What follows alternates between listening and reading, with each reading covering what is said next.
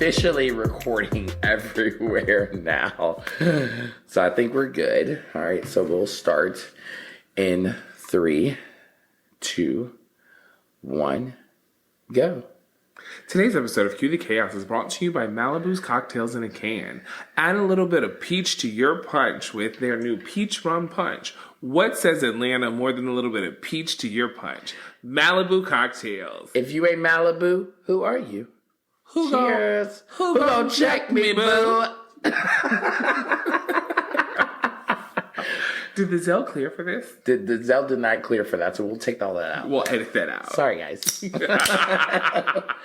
But happy Cue the Chaos Day. I think every day we film the podcast is happy Cue the Chaos Day. It's already starting chaotic, clearly. It's just been a day. What have you been up to, Alex?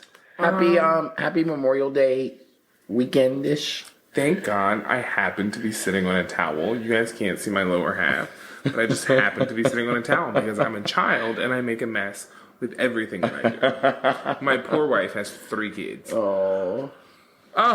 What have I been up to? I mean, just work. Call me Rihanna. Work. Nothing exciting for me to announce right now. Yeah. I mean, of course, there's some things that'll be, I have nothing. Honestly, just, it's been work. Actually, Caroline and the kids were in a car accident. Everybody is okay. Oh my God, I know. We haven't talked about that. But so glad everybody's okay, because that was really scary. Okay. We are doing fine. And we are just really, just living life right now. Coasting, living, thinking about moving again. But nothing exciting over here. But no, you tell me about you. How was Chicago? How was all of that? Oh my God, yes. So I went to a conference for work for Chicago for the National Restaurant Association. I was sponsored to go by Toast POS. So I was kind of like a brand ambassador for them for the weekend, talking about my experience working with Toast as a Toast customer and my kind of background with their beta sales that they've been doing. So that was really awesome. Actually, it was a lot of fun. I met a lot of people. Oh, we had a moment just now. Sorry, y'all. And it was fun though. It was a lot. It was really exciting. Just real quick, guys. It's storming, so it's the lights flickering and everything. Yes. It's storming out. It's storming outside. It's just storming. So. Y'all are getting all the behind the scenes in real life. It's raining bullshit. But no, I would say the most frustrating part of the weekend was Beyonce was in town. So to go anywhere, Uber anywhere was like $40, like no matter how far it was. So that was annoying. But I guess all the girlies said they had fun at Beyonce. Okay. I went on a date. While you was at the event? No, not in Chicago. Before I went to Chicago. Oh, okay. Yes. Did you? I did. Who'd you go on a date with? It wasn't good. So see, that was the lights telling us. You know what? I am enjoying my time with me and my dogs. So who'd you go on a date with? A gentleman. I mean, does he need a name? I mean, you were just like, oh my God, I went on a date. So I mean, well, I was trying to tell you I went on a date, because I mean, I think the last time we all talked, I told you I was going through my divorce and I was single and, I was in my Angela Oakley era, trying to rebuild my life and, I thought you meant left a man. I thought you meant you left your man who was cheating on you. No, not that. I'm manifesting for what's going to be her next season. So anyway, let's just dive right into what we all came here for, which is RHOA. The last time we talked on the mic, we talked about episode 9 and 10. So now we're on 11 and 12. And the first thing that I really feel like we just need to get into is like a temperature check. Like, okay, where are we feeling about the season thus far? What do you think? Where are you feeling? Who is your favorite? Who are you not sure about so far? So far, my favorite person for the season would probably have to go to probably Kelly. Oh, okay. My favorite probably going to go to Kelly. Mm-hmm. I feel like I'm getting enough of everything that I want to know in this moment about Kelly. Yeah. I think at this point, the flop of the season for me would be Brit. Yeah. I think Brit was Brit was a flop. Yeah. And yeah, that's pretty much, yeah. So yeah, I feel like as it stands, I would like to see pretty much everybody come back, probably except for Brit. Mm-hmm. But yeah, so yeah, that's kind of where I am. Overall, these last couple of episodes, not gonna lie, they've kind of been boring. Dragging.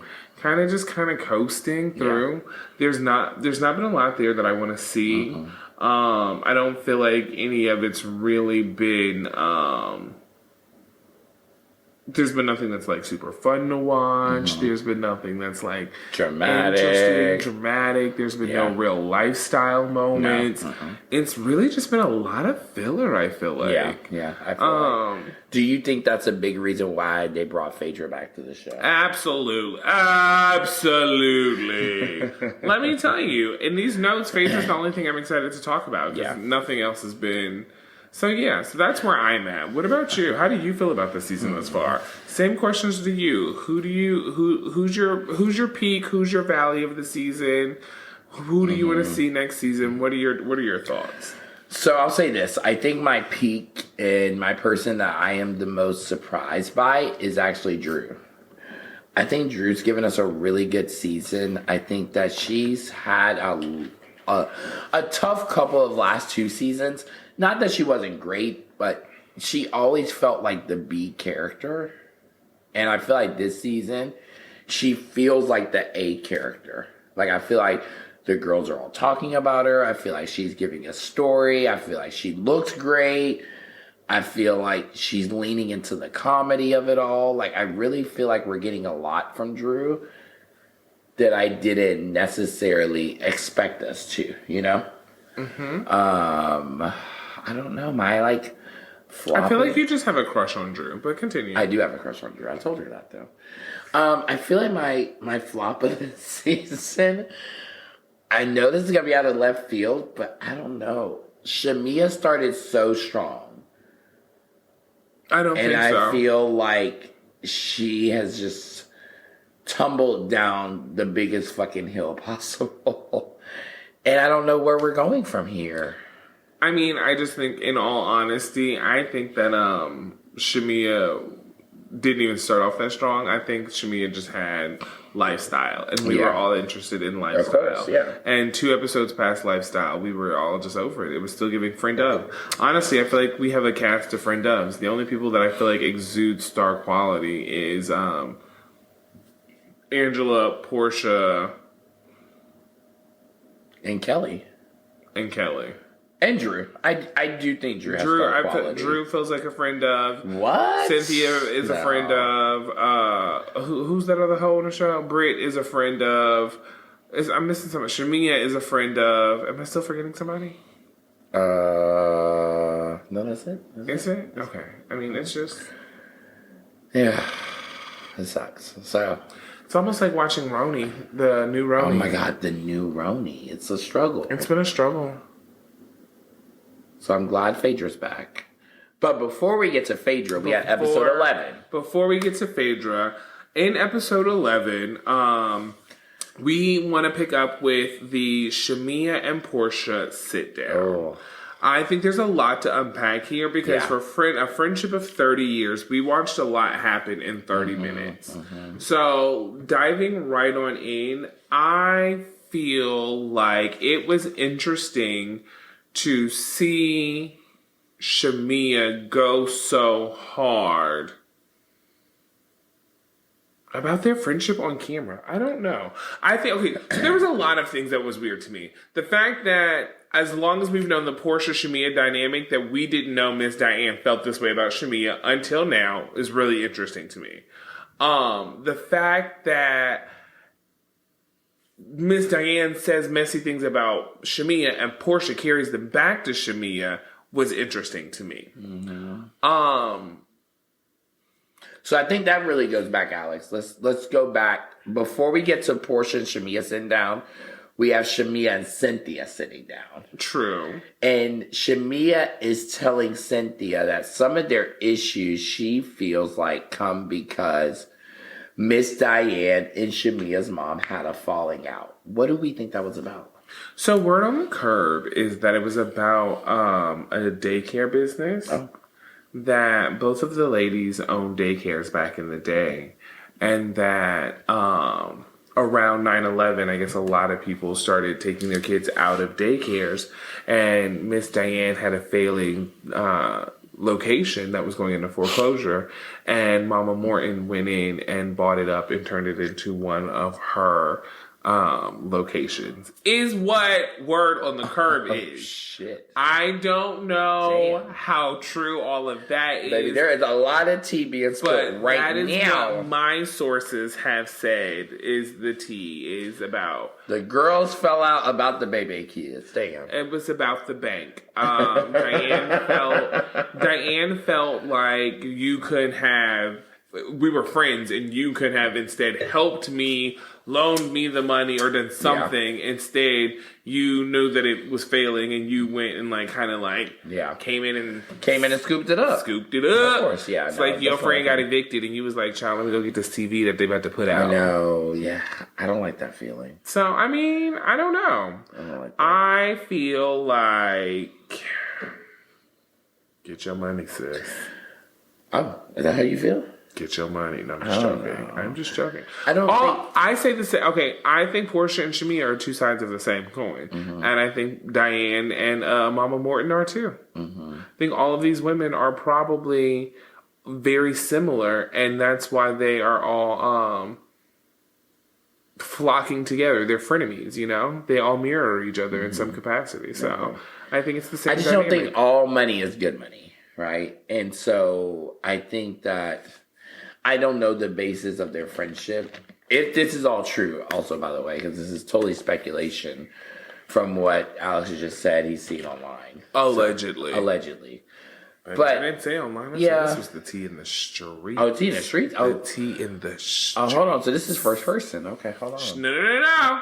Oh, no. Don't be putting me... Let me tell you. I've gotten in enough trouble saying things. Okay, clarify. It's online. We heard it online. Okay, we heard it online. We're going to leave it at that. Okay. It was on the TikTok. It was on the TikTok? It was on the TikTok. Okay. We heard about it on the TikTok. Okay.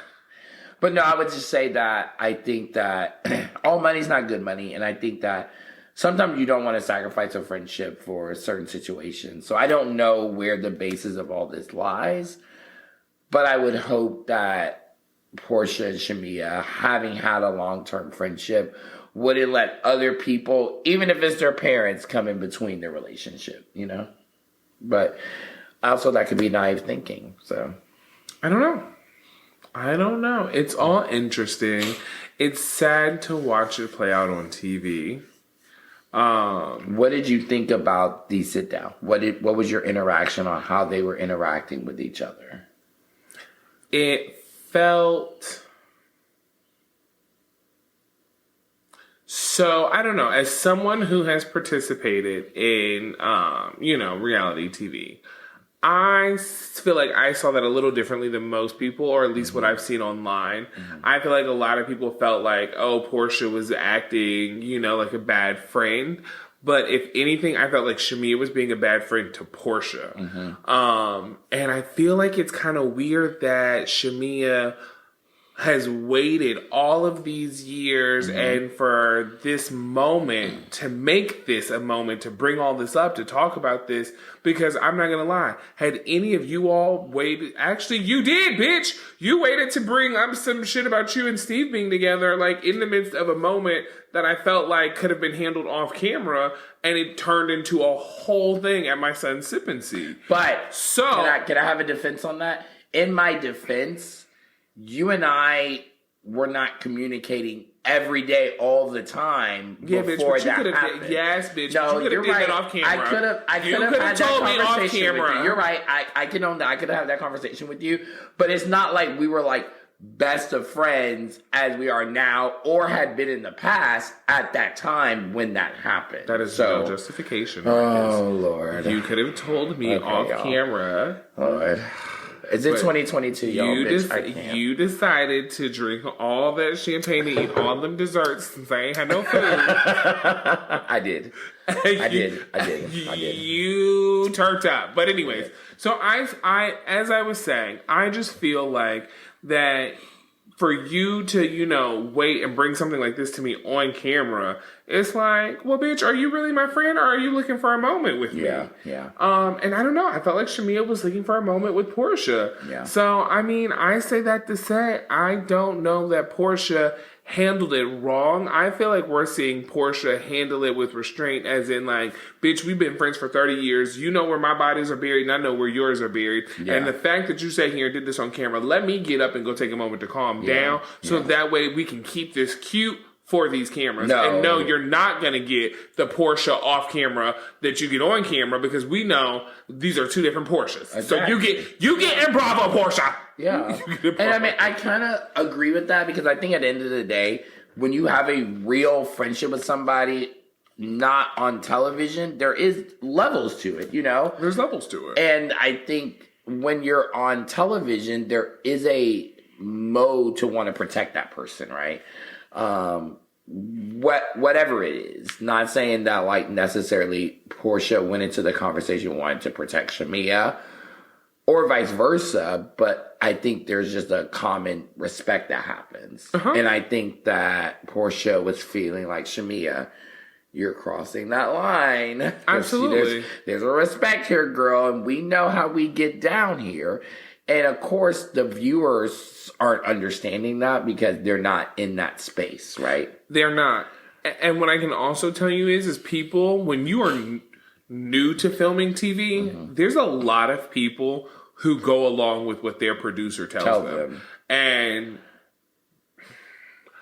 I don't know how to explain it, but it's like you have people who like get on these shows and they're excited, and it's like you want to do a good job, so you do everything the producer tells you to. And if you are listening to this and you decide that you want to go for reality TV, never do everything the producer tells you to do. The producer is not your friend, and the producer does not care. The producer has a job, and that job is not trying to make you famous. It's to get a good television show. So I feel like Shamea is probably got a producer that's like, lean into this drama with Porsha, lean into this drama with Porsha. How does that make you feel? And Porsha is like, on the other hand, her producer's like, well, what about this? And she's shutting it down. I'm not talking about that. I'm not dealing with that. I'm not talking about that, because there are things that are off limits. Yeah. And I think that Shamea is probably not realizing that you can be like, no, I'm just not talking about that. Like, I'm not comfortable talking about that. I'm not bringing that up.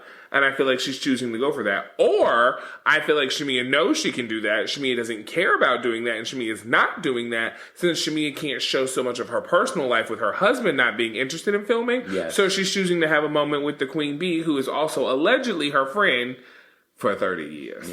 Yeah. It doesn't feel good. It feels kind of like all around. It doesn't feel good. It doesn't feel like. It also doesn't feel like there's a winner in the situation. There isn't. Like, I don't think Shamea's winning. I don't think Portia's winning. I don't think anybody's winning. The viewers are winning when we watch the destruction of their friendship. That's the only winning we're getting. The viewers who are being interested in the storyline, but the girls aren't winning themselves, because at the end of the day, like you just said, they have to go back to regular life after this. So, I hated it. I didn't like that sit down. It didn't feel good. I'm glad that they somewhat came to a resolution at the end of the sit down, but TBD on where that goes, right? TBD. Yeah. So, all right. What else happened? Episode 11. Also, this week in episode 11, we got to see Angela sit down with her mom. Yes. That was a really cute, touching scene. It was sad to hear that her mom passed away during the break of when filming ended to when this aired. So I know. That's always so sad to me when a person never gets to see themselves. Their television debut. Yeah. May she rest in peace. I know. Angela, thank you for sharing your mom with us on camera. She seems like an amazing person. She seems like she would have been, honestly, she seems like she would have been like the next Bravo mom. Bravo mom. Like, she was just so funny. She had so much pizzazz, personality. She reminded me, I can see where you get your personality from, which is always so interesting to see where people get their like kind of background from. And I just hope that, you know, maybe in her final moments, whenever that happened, she had some kind of resolution with Charles, you know? Yeah, for Angela's sake. For Angela's sake, yeah. For sure. So, R.I.P. I still don't like you, bitch. Oh my God, you were not supposed to follow up that moment with that. We were just supposed to have a silent moment and then say on to the next subject. But then I wouldn't be authentically me. Oh.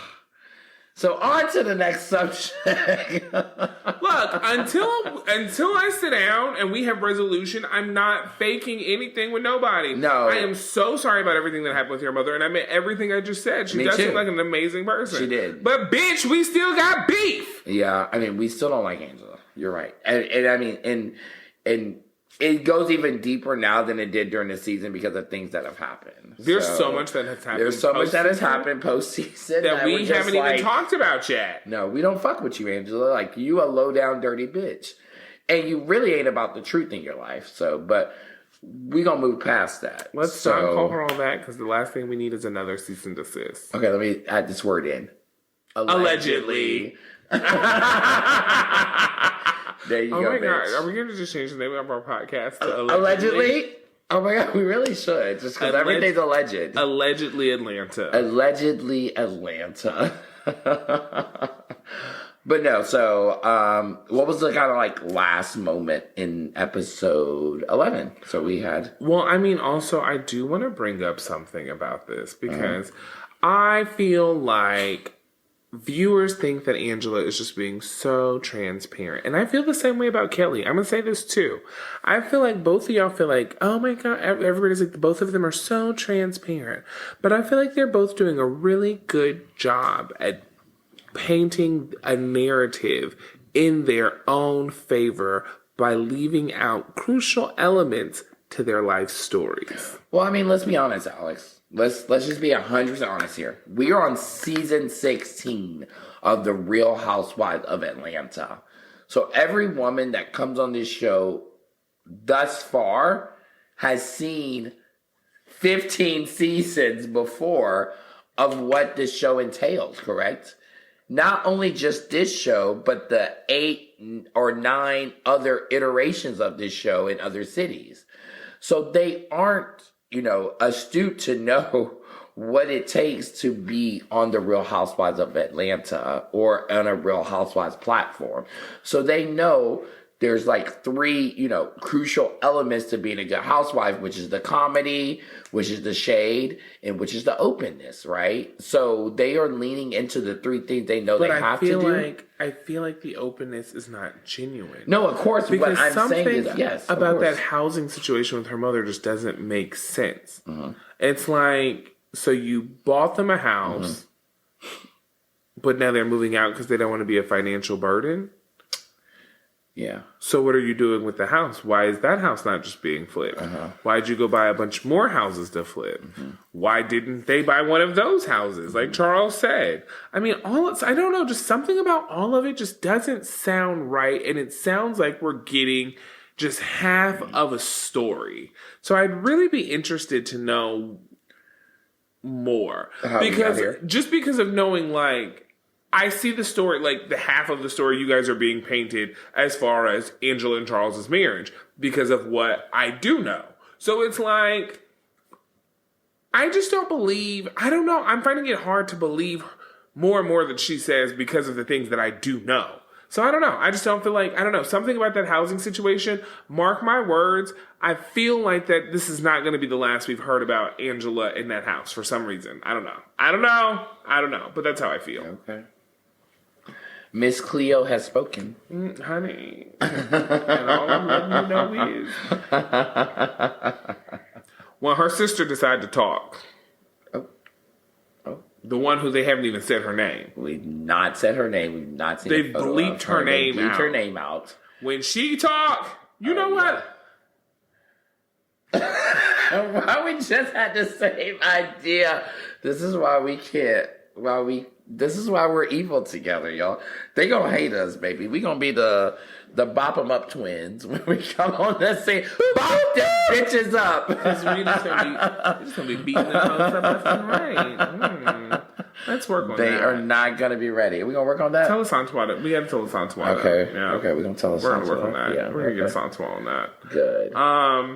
So, I mean, after that, we can just, and then I do have down here Drew ... Oh, for Drew in episode 11, and Ralph trying now to episode say 12. that he had. Oh my God. You know what? Let me just make this point real quick. I don't know all the drama with Drew Sidora LLC and Drew Sidora Inc. and Drew Sidora Forever Ltd. We don't know all the different incorporations you got, girl.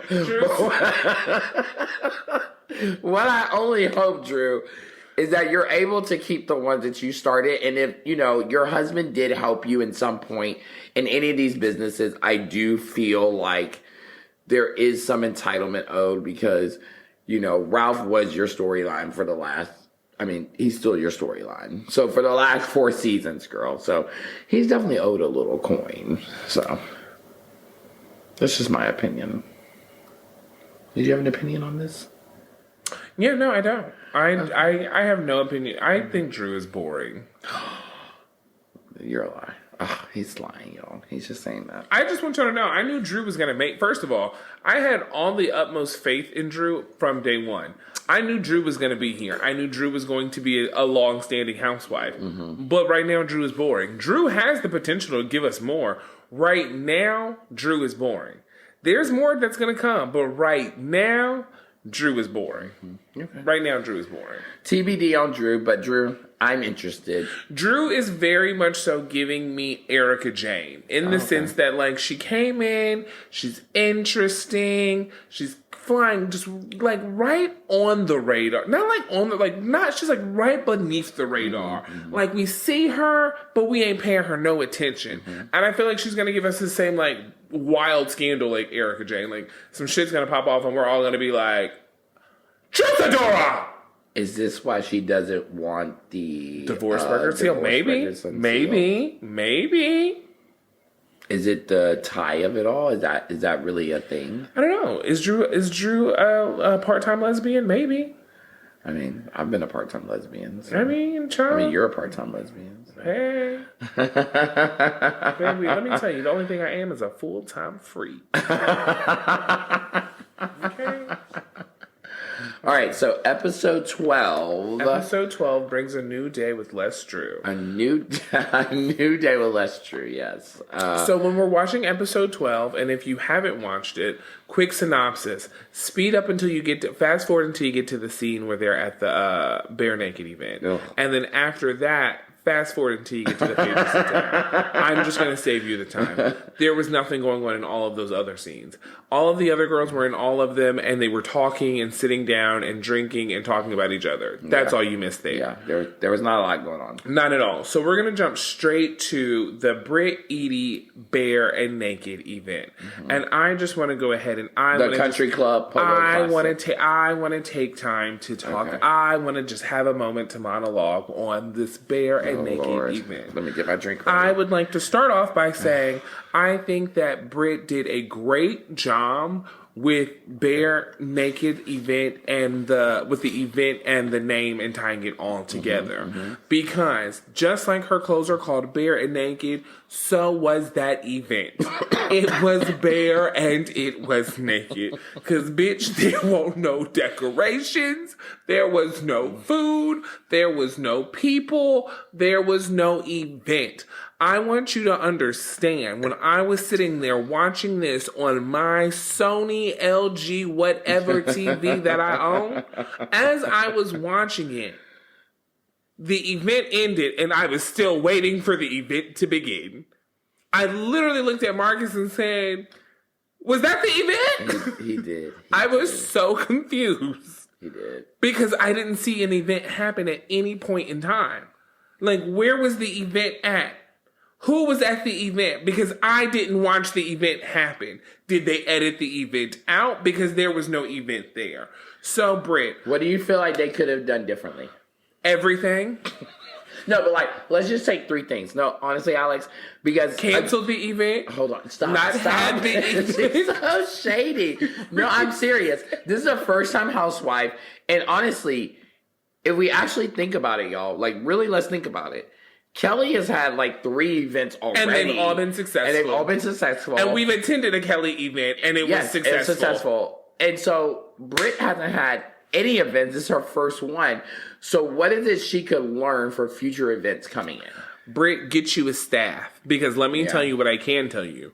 When we went to Cooking with Kelly, Kelly's staff, i.e. Lamont...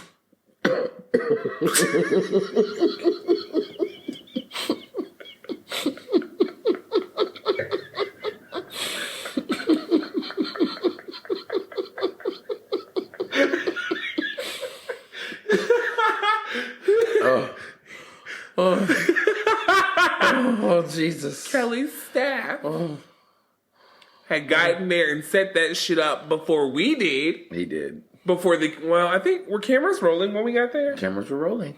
Cameras were rolling from the time we walked in. They were. Cameras were rolling. Okay, so. They might get a cute walk-in of us. Regardless. Get you a staff. Get you a Lamont. Mm-hmm. Bitch, maybe you need to go steal Lamont the same way you stole Paris. But she had a not stole Paris. Stole the same way you stole the stylist. But she had, and then also, when did you steal? She had a assistant there, remember, in the show? Pay your assistant then, because not these free for TV assistants. Get you a real assistant that you are paying to make shit pop, because that was a mess. First of all, it made no sense. A polo classic, but you're playing golf, not polo, and you're dressed for the Kentucky Derby, which they don't do at the golf club or at the polo match. And then it's for shapewear. Yeah. And then I didn't even see the shapewear anywhere. It was in the box. And then it was an ugly brown box that you got from the UPS store. That was a UPS for $11.87. Like, bitch, what were you doing? Yeah. What were you doing? What was that? Yeah. I didn't see a label. Let me tell you, Brit. Let me tell you. She didn't even have a label on the box. You didn't even go to Canva and make a label. Yeah, it was bad. Brit, let me tell you. Angela throws a $5,005 season finale, and you threw a $505 soft launch for your event. Baby, if you're doing a soft launch, don't invite 100 people to not eat. No. Because I would have been so small. It would have been like 20 people max. And then you should have had all of your staff models and people walking around in bare naked. Or at least t-shirts that said bare naked. Girl. Yeah. Let me tell you, Brit. Yeah. The only thing you've managed to do all season is piss me the fuck off. And get Kenya fired, bitch. That's literally all you've done all season. And I was hoping that this second half of the season, we would have saw why Bravo decided to invest in Brit versus Kenya. And the only reason I can see why they invested in Brit is because Brit is cheaper to pay than Kenya is, honestly. Yes, because Brit's bank accounts, much like her events and her brand, are bare and naked. Because I'm also confused. Mm-hmm. How the hell is your lifestyle being funded if your insurance agencies are also on pause? I was wondering. Nothing is making sense. What in the insurance fraud hoe is going on? It definitely came to a head this episode, Brit. Your storyline, and also, confusing. also, why the hell did you have on that haute couture? Your outfit was screaming, literally just cheap and just it just looks like you look like a high end prostitute. You look like I'm a prostitute, but you gotta wait until you pay me to take my clothes off to see what you get. I'm just not gonna put it all out there. But the shit looked cheap and it looked hookerish. It looked a mess. Why did you have on those earrings that you clearly got from your local Chinese beauty supply store? I mean, Brit, Brit. If I look up your house, is it gonna be rented? Is it going to be rented? And are you going to be behind on your payments? Oh, my God. Now they're coming after her for rent. And you looking at Ferraris. Get for real. Get for real, Reed. Bitch, you need to spend less money on your leases and more money on your businesses. Because, you know what? I don't have time to talk to Brit. I don't have time to talk to you anymore. Get off my TV. Brit, it might be a chop for you, girl. No, it is. If you don't punch somebody, and in the words, if you don't punch somebody, and let me tell you what you do, Brit. If you want to keep your peach, you better get up mid reunion, walk across that motherfucking stage, and just deck Andy right at his face. Just give him a big old pow. At this point, what else do we want to see? No, nothing. You know what? And in the words of Tyra Banks, Brit, we were rooting for you. We were all rooting for you. How dare you? How dare you? How dare you? So, it sucks because I was truly hoping, and I'm sure y'all can go back and listen to previous episodes. I think me and Alex both said we were excited to see Brit. I thought she was beautiful. I thought she had a little bit of comedy. She had a little comedy. Yeah, I don't know where we are now. Where are we with Brit? Honey, the same place her event is. Bare naked. Nowhere. Brit, that name you're gonna have to change it because they're just gonna read you about. That Brit, forever. it was giving. Who had a fashion show with no fashions? How dreadful. Baby, who had a shapewear event with no shapewear? No shapewear. No shape to wear. Nowhere to shape it. I also do love, I will say, the one redeeming quality. You admitted to getting a BBL. Thank you for that. Okay, I don't even want to talk about that. What I really want to talk about is I've been up here defending. What's her husband's name? Mike. Is his name not Chris? Shout out to McCall and me and Chris, I think, all season. That's okay. Mike. I've been up here defending your husband in these gay allegations, stating I didn't think he's gay. But why the hell is he up here matching with your goddamn clearly gay assistant, Ruben? And baby, let me tell you something. I know Ruben very well in these ATL streets, honey. And Ruben got a BBL too. No, I'm just joking. I don't know Ruben that well. But Ruben actually worked at the Old Lady Gang when I worked at the Old Lady Gang. So I do know Ruben. And also, Ruben's been around the block. Ruben, a few times. Okay. Ruben has been around the block. Okay. And I don't know. I just think that that's weird that they were matching at the polo event. Mm-hmm. Interesting. Okay. I don't know too many people who match with the help.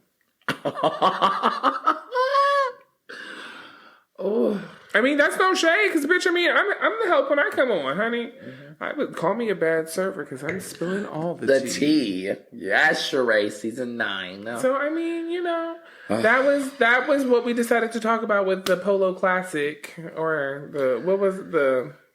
and I just don't even understand. Let me tell you, Britt, what you should have done. Let me take 3 seconds to think about what I would have done. Bare and naked. Let me just give you a good old quick chat. I already thought about it. What would you have done?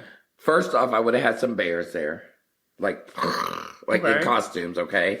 And then I would have had some women that were naked in like the flesh colored clothes, like shapewear, right? Mm-hmm. And then I would have had people there who were measuring women to get their sizes to pre-order the bare naked. No. It's not giving? No, I mean, I probably wouldn't have had a bear. No, I probably wouldn't have went that route. But I do like the play on it. I probably would have went like I would have gotten like models that would have been like fit the like bear, like big husky furry men. Oh, men like, wearing the shapewear. No, bitch. We're not putting the men in the shape. This is not Blue's Clues, bitch. Slow your roll. Stop trying to guess how.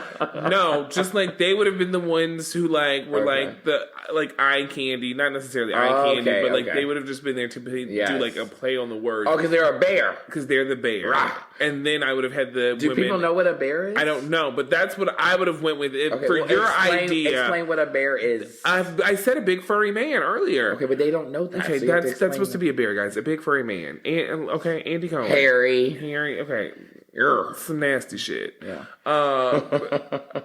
That's what I was elaborating on for you. Okay, if it was me, I probably would have done something like I would have rented out an event space, but I would have went and found one of these new event halls that's bare, that's like all white, just like a white room.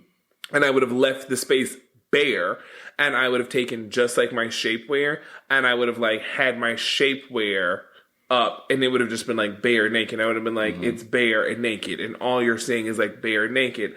I would have been wearing just like the bare naked bodysuit. I would have had all of my like girls that are like doing everything, like you said, in the different flesh tones to match their skin tones to make like them look like they're naked.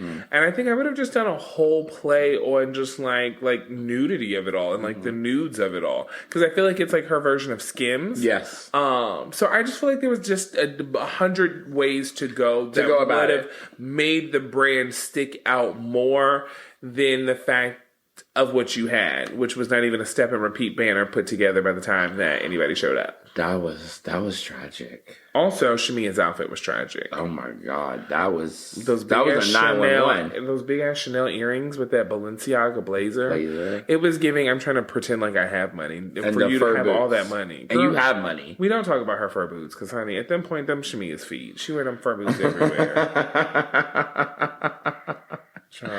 Okay. And then I guess really the only interesting point of the episode. Well, before we get to that, I want to pop in back to Angela and Charles and their rental homes, because we do see that again in episode 12. And we hear her talk about the fact that she's $2 million in debt. Now, all of that has nothing to do with anything. No. The one thing that I really want to laser focus in on is what in the lemon pepper step or what the fuck is she got going on with this contractor. Yeah. Her contractor was sitting there looking like a pimp by night, preacher by day.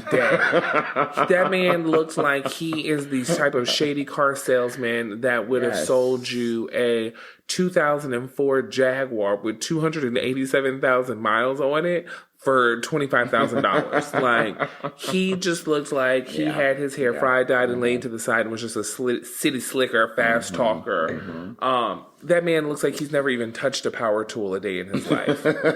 So I'm just confused on where she found him at. Like, is this weird? I wonder if he's like her cousin. Or something. Oh my god! It's got to be her cousin. It's got to be her cousin. Okay. Angela, girl, go and tell us that's your cousin. Yes, please. I actually hope that's your cousin, because that would make more validity to the situation. If it's not your cousin, girl, you look like how we thought you looked. Y'all got a couple more weeks before y'all see what I was saying how she looked. Oh yeah. We gonna give it to y'all right now. And if y'all want to read us now, it's fine. You know, we'll be sitting back ready for when everything else comes out. But no, the housing situation is always so interesting to me, because again, I always want to give context that Alex and I have both been in the real estate field. Alex has flipped multiple houses, so have I. So we're not new to like understanding real estate in that sense, especially in Atlanta.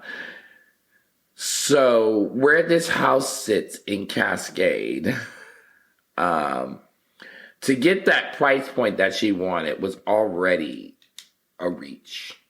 So just so we're clear, that house that she's doing in Cascade is not far from like Candy Burris's house. Yes. And also the mayor of Atlanta. And so, well, specifically speaking, like on Candy Burris's house, look at the size and stateliness of Candy Burris's house. Mm-hmm. Candy Burris's house is probably cost her about the same thing. Yep. So about $500,000. I would say $500,000. And was that house now what, $490? What was she trying to do? $490, yeah. And Candy Burris's house was probably about $550. Yeah, 500, 600,000 maybe. I don't think it was 6 for when she bought it. Yeah, for when she bought it. Because of when she bought it. Yeah. So Candy's house was probably 5. Yeah. Yeah. So which would you rather have? An Angela Oakley remodel? Or a house behind the gates? Like, come on. So I don't know what she had going on there. The house is big though. We looked it up. It had really good square footage. It was like what, 3,000 or 4,000. 3,000 or 4,000, yeah. So it's a sizable house. Yeah. However, just also that area of Atlanta is just like still up and coming, I guess is what you call it. I don't know. It's not, I don't even want to say it's up and coming. I just feel like the people who want to live in that area specifically want to live in that area. Yeah. Like, I feel like Steve is the type of person who'll like potentially buy a home in that area because he has like roots to that area. And like all of his family owns homes in that area. But I don't feel like the person who's moving to Atlanta is like, ooh, I'm gonna move to the Cascade. Right. Yeah. Like, I don't feel like they're like, I just feel like out of all of the suburbs of Atlanta, that's like an Atlanta native suburb. Yes. So if you're not like an Atlantean, I don't think you're gonna go to Cascade. I don't know. I might be wrong. No, but you're not wrong. You're not wrong. Yeah. I mean, I flipped houses over there. I think you flipped a house over there too. You did. So you know that people, when you're trying to convince them to live over in Cascade, right, they're just like, oh, you ain't got nothing in West Midtown. You ain't got nothing in Buckhead. You ain't got nothing in shit, Tucker, Vining, like anywhere else where they're like, we're not living in this area. So, like we were saying, you know, popping into the last part of the episode was our long-awaited return of the Phaedra Creonta Parks. Honey, the frack is back. The frack is back. What did you think? She had about, it was, I think, a 6.5 to 7 minute scene. What did you think about it? Phaedra's 6-minute scene carried the whole season. I was more excited to see Phaedra's title card. Yep. Phaedra in the opening or the whatever you want to call it. The opening credits. The opening scene, whatever. Yep. I was more excited about all of that, seeing Phaedra in her little red dress down in the corner. I was more excited about all of that and her big old booty Porsha and big old booty Phaedra sitting on that tiny at-home sofa. Not at home. Child, that sofa was given at home. Oh my God, I'm screaming. I was living for it. I was here for all of that more so than anything else in the episode. When I tell you, I physically died, had a funeral service by the Willie Watkins, was buried and resurrected 3 days later like Jesus Christ himself, when Phaedra said, Brit got more bodies than Willie. Bitch, I died. Like, literally, Willie had to bury me. And they had to go back and dig me up so I could come and record tonight. But, like... She also, when she said the secret wife of Charles Oakley... But first of all, I'm sorry. For people who just aren't in Atlanta, y'all don't understand how big of a funeral director Willie Watkins is. Yeah. Like, he's that man. He doesn't bury everybody. Willie Watkins has buried everybody in Atlanta. Pretty much. Willie Watkins and the Hines family are the two biggest funeral families in Atlanta. Is your family a big funeral family? One of the two biggest. Bitch, I didn't know that. I swear that's where all my secret millions come from. Oh, okay. Shit, bitch. The innovators. I did not know this. Again, like I say every episode, I learned something new. I'm just joking. Okay. I have no relation to them. Okay. Or do I? Actually, I don't know. I might be related to them. I don't know. I mean, your last name is Hines. My last name is Hines, and we are all right here in the same city. Okay. But I've never done any research to know. Okay.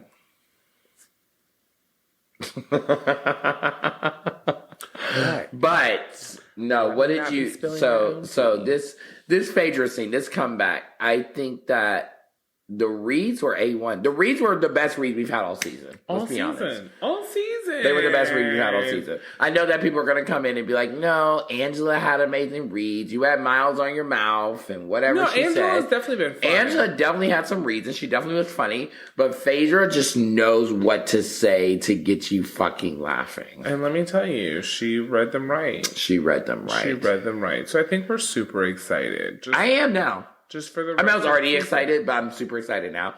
And I hope that everybody else is excited because I think that you and I have both said filming with Phaedra and seeing her in her element and seeing all that. Phaedra is still Phaedra, y'all. She is still Phaedra that you love from season 3 to 9. Like, that has not gone away. Just as we haven't seen her on the TV in this forum doesn't mean anything. And I also think the Married to Medicine forum is totally different. So I think we're really going to see Phaedra back to form. I know. I'm so excited. I'm excited. So it was fun watching her and Porsha catch up. Yeah. But yeah, it's going to be interesting to see how she navigates these last 6 episodes. Yeah. So all I can say is that means we're about 2 weeks away from. I was going to ask Alex, what do you think? When are we going to pop on the scene, bitch? We are about 2 weeks away, approximately, from making our Real Housewives of Atlanta debut. Our debut. So. A debut. Oh my God. Are you nervous? We're going to come shake shit up at the end. How are you feeling? I feel like there's a lot of unfinished business. Yes. And I think that it's all to be continued. Yeah. No, there's definitely unfinished business between all of the ladies and us. Well, not all the ladies. Let me take that back. Some of the ladies and us. I'm nervous because I think that, if I'm being super transparent, that Angela has obviously been a person that a lot of people have gravitated towards this season. And I think that if we've not made it clear, I definitely have a disagreement of sorts with Angela this season. And I want people just to take what I say and really just follow the journey of it. And that's it. That's all I'm going to say. And then at the end of that, you can form your own opinion. And I've been very black and white from the beginning. I had no problems with Angela ever. I literally had no problems with you. I didn't come in with any problems with you. I didn't even say your husband was cheating on you. Allegedly. However, I didn't have a problem with you until you called my marriage fake and me a faggot. And then at that point, now, bitch, I don't like you. We ain't friends. So let's just keep it cute. Did she say that? Bitch, you were there! I know, but did we tell people that she said that? Yes, that's out there. I don't know. Okay. I don't give a fuck. Let me tell you something Let me tell you right now. Okay. Oh Lord. I got him started, y'all. I'm sorry. I am always going to, and you know what? I think that Angela and I owe each other a sit down. Yeah. And I'm gonna leave it at that. I'm gonna not go so hard because me and her. You and her got a completely different situation going on. Totally different. But me and Angela need to have a sit down because we can go back to the same little raggedy coffee shop and give me a good 10 minutes and we can be done with this because there's not a whole lot.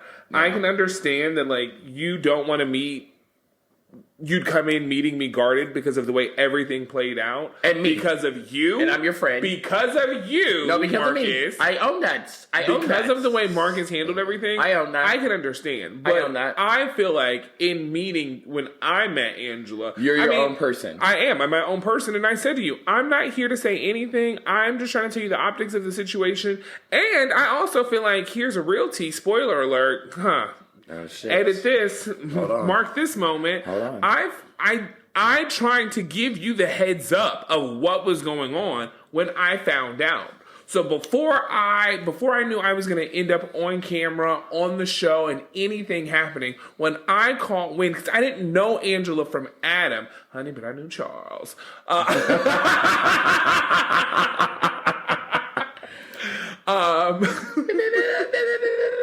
But I reached out and tried to DM and warn Angela because I thought that production was trying to set Angela up and she didn't know what was going on. Had I not, I had no clue that all season the child they had been coming for her marriage. Yeah. But just, I tried to. So I feel like at no point did the way she treated me was warranted. Like, I tried to warn you first. Even when we sat there at the coffee shop, I still didn't say it. I just said the optics of the situation didn't look good. I didn't say this man was cheating. I just said it didn't look good. Mm-hmm. And then I just feel like you just came so hard for me at your party after you wanted me. Well, that. Mm-hmm. We got to put a pin in all that. Yeah. So, do you think you're going to have that conversation with Angela? Opportunity? Only time will tell. Only time will tell. I don't feel like that they are going to let the faggot part play out on the show. You don't think so? I don't, because of her being a fan favorite, but I don't know. We will see.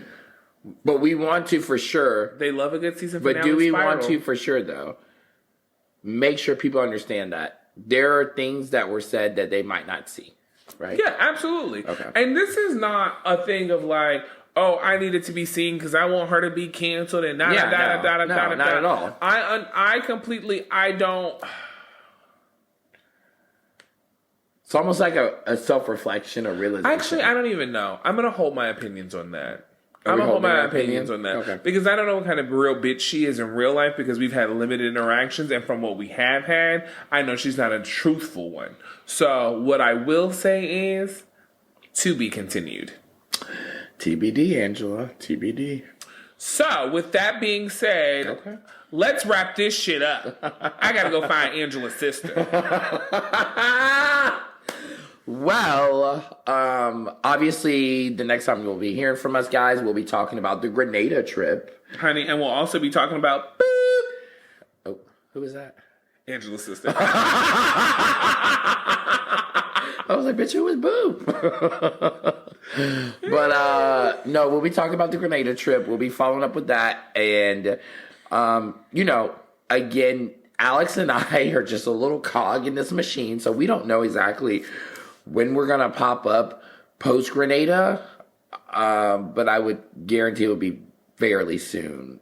I think we're going to edit that out, Sam. Don't put that in there. Oh, no, don't put that in. Nope, because, bitch, we're insiders now, so we need to sound knowledgeable. Okay, we sound knowledgeable. So, after Grenada, guys, we are going to be popping up, so y'all got about 2 more weeks before you will be seeing us. Mm-hmm. Stay tuned.